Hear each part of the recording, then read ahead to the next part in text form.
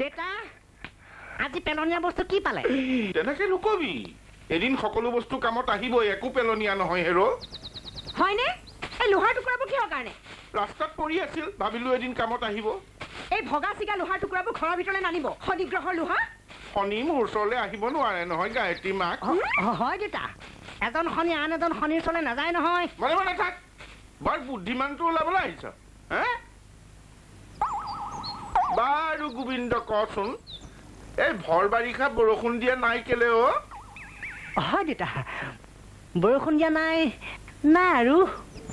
নাই দিয়া নহয় হয় দেউতা এইটোৱে নাজানা বুৰ্বক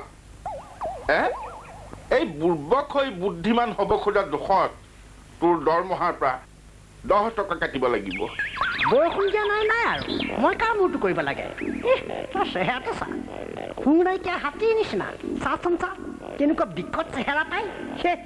তই মৰিলি মাটিৰ লগত মিলি যাবি এদিন দেউতা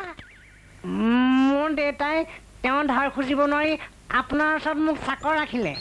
কাম দিবৰ সময়ত আপুনি কৈছিল 300 টকা দিব শুনিয়ে মই আনন্দত আত্মহাৰা হৈ গৈছিল নহয় দেউতা কেতিয়াবা কোনোবাই আপোনাৰ ধাৰ খোজা নাই বুলি কেতিয়াবা ধান খেতি বেয়া হোৱা বুলি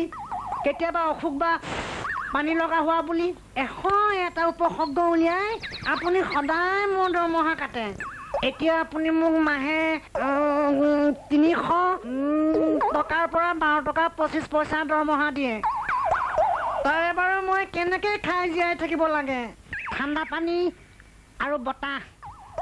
যা যা যি মন যায় চিঞৰি থাক কোনো লাভ নহ'ব মই যি কলো মোৰ কথাৰ কোনো লৰচৰ নহ'ব ৰামচন্দ্ৰৰ নিচিনাই কথা মোৰ তই আৰু ৰামচন্দ্ৰ আৰে তইতো ৰাক্ষসৰ ঘৰত জন্ম লৈছিলি তই ৰাম নহয় ৰাৱণ কলিযুগত ৰাৱণ আহি এই হাবিচুক গাঁৱত লক্ষীনাৰায়ণ বৰুৱাৰ ৰূপত জন্ম ললিহি মোৰ কলিজাত খাবলৈ তই নিশ্চয় যাবি ৰখাতলৈ যাবি তই কিবা কৈছ নেকি নাই একো কোৱা নাই কথা এটাহে ভাবি আছিলো সুন্দৰ কেনি যাও অলপ ওলাই যাও ঘৰতে বহি পঢ়া শুনা কৰি পাছ টাছ কৰিব লাগে এই সব খবৰ খাতি নাই দিনটো এৰাল নোহোৱা গৰুটোৰ নিচিনাকে তলৌ ঘূৰি ফুৰিবি দেউতা তোমাৰ সদায় একেখন ৰেকৰ্ডকে মই কিমান শুনিম কোৱা মই অধৈৰ্য হৈ গৈছো ঘৰৰ পৰা দুখোজ বাহিৰলৈ যাব নাপাওঁ তুমি তোমাৰ সাতকাণ্ড ৰামায়ণখন আৰম্ভ কৰিয়ে দিয়া গোবিন্দ কয় দেউতাই কি কয় তুমি শুনি থৈ দিবা মই যেতিয়া গধূলি ঘৰলৈ আহিম তুমি মোক শুনাই দিবা পুৰণা ৰেকৰ্ডখন হয় হয় সৰুৰ পৰা আমাৰ হাইলাক ভক্ত প্ৰহ্লাদ তাৰমানে তই কি বুজাব খুজিছ সৰুৰ পৰা হাইলাক ভক্ত প্ৰহ্লাদ আৰু মই বাপেক তোৰ মোৰ তাৰমানে মই হিৰণ্যকশিপুৰ ৰহ আৰু এটকা কটা গ'ল তোৰ এটকা কাটিলে 12 টকা 25 পইচা দৰমহাৰ পৰা অলপ আগতে কাটিলে 10 টকা আৰু এতিয়া কাটিলে এটকা থাকিলে টকা 25 পইচা এটকা 25 পইচা মই কি কৰিম বাৰু যা যা পাতিহাঁহৰ নিচিনা পেট পেটে থাকিলে এটকা 25 পইচাও যাব ভাগ ভাগ ইয়াৰ পৰা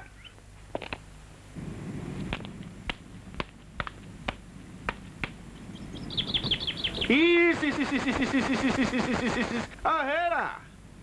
গ'ল নহয় কোনোবাই পেঞ্চিলৰ টুকুৰা এটা ইয়াত এনেকে পেলাই থৈ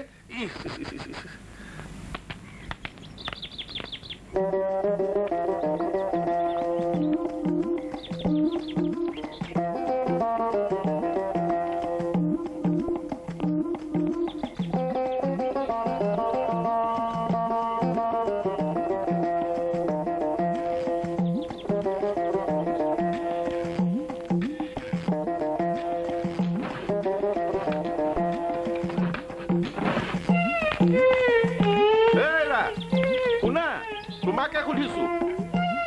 কি কৰিছা ইয়াত তোমাৰ মতলব কি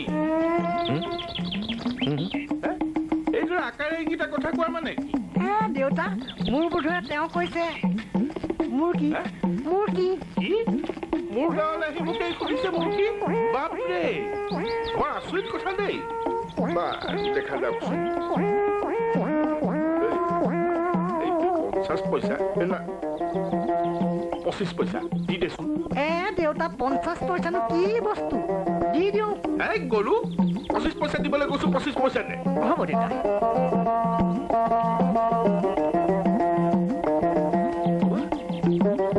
নমস্কাৰ কিবা লাভৰ আশা নেদেখিলে মই মুখ নুখোলো জিভাক হৈ নাযাব সেইটো কথা বাৰু বাপু তুমি যে ইয়াত পৰা জুইশলা কাঠি আৰু নাৰিকলৰ বাকলি এইবোৰ গোটাই ফুৰিছা কিয় বাৰু ঠিকেইটো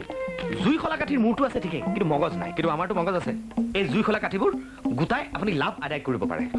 মই আজৰি সময়ত ৰাস্তাত অদৰকাৰী হৈ পৰি থকা আধা পৰা জুইশলা কাঠিবোৰ গোটাই সেইবোৰৰ পৰা খেতিৰ বাবে সাৰ তৈয়াৰ কৰোঁ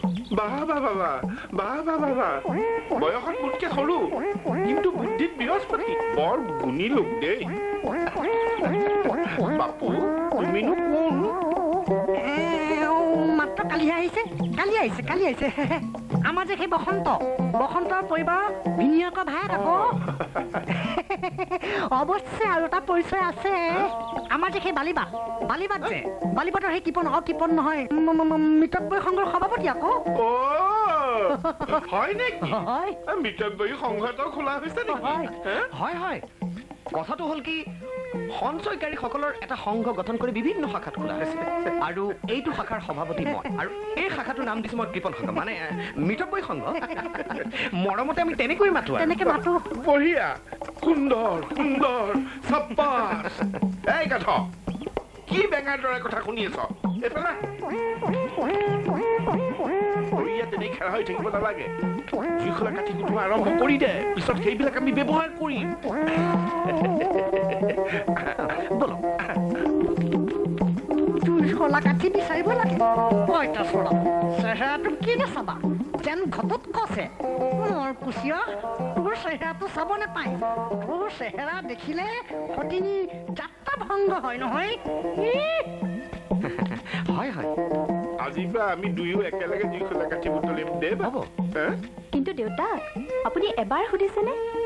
তেওঁ যদি ইমানেই ধনহুন সাঁচিব বিচাৰে তেন্তে ইমান দামী কাপোৰ কিয় পিন্ধিছে ক্ষমা কৰি মোৰ ওচৰত সস্তা দামী যি কাপোৰ আছে সকলো এয়াই তাকো মোৰ বন্ধু এজনে তেওঁৰ বিয়াত উপহাৰ হিচাপে দিছিল ঘৰ পাই পোনপ্ৰথমে কাপোৰ সাজ খুলি ভালকৈ জাপি গুচি গাৰুৰ তলত লৈ শুই থাকো ৰাতিপুৱা বঢ়িয়া ইস্ত্ৰি হৈ থাকে গা ধুই উঠি মই তাকে ৰাতি কি পিন্ধি খোৱা ভাই এই তুচ্ছ শৰীৰটো থাকিবলৈ কাপোৰ লাগিবই নেকি চাওঁ ওচৰলৈ আহকচোন কাণখন দিয়ক বাতৰি কাগজ এখন লুঙিৰ দৰে মেৰিয়াই লৈ শুই থাকো